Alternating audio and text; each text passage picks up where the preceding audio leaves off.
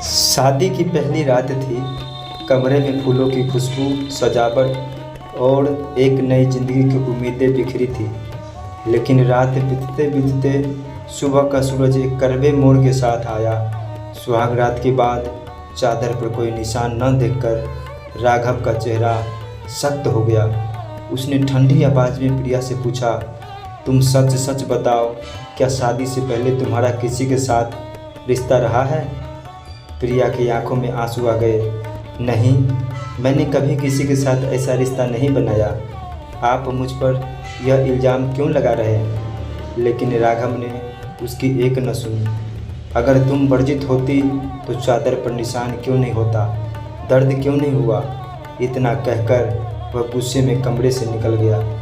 सुबह राघव की माँ कमला देवी ने बेटे को लिविंग रूम में सोते देखा तो उन्हें अजीब लगा। वह प्रिया के कमरे में पहुंची और उसे अकेला उदास बैठा पाया। चादर पर नज़र पड़ी और उन्हें सब समझ में आ गया। कुछ देर बाद राघव के पिता शिवनाथ जी ने प्रिया के पिता को फ़ोन किया। आपने हमें धोखा दिया, आपकी बेटी का चरित्र ठीक नहीं है, तुरंत आकर उसे ले जाइए।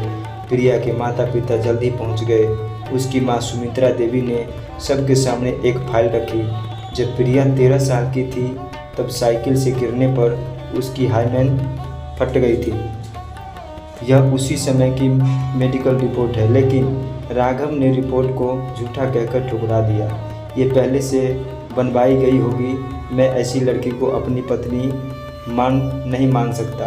प्रिया के पिता गोपाल सिंह ने गहरी आवाज़ में कहा, प्रिया अपना सामान और गहने समेट लो, हम घर चलेंगे। जाते जाते उन्होंने राघव के परिवार की ओर देखा और कहा, गलती मेरी थी जो अपनी बेटी को ऐसे तंग सोच वाले घर में भेज दिया।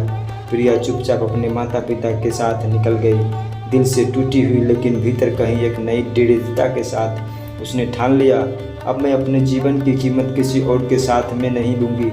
इस कहानी के सभी पात्र और घटनाएं काल्पनिक हैं। इसका किसी भी व्यक्ति के जीवन से कोई संबंध नहीं है। यदि किसी व्यक्ति से मेल होता है तो उसे मात्र एक संयोग माना जाएगा।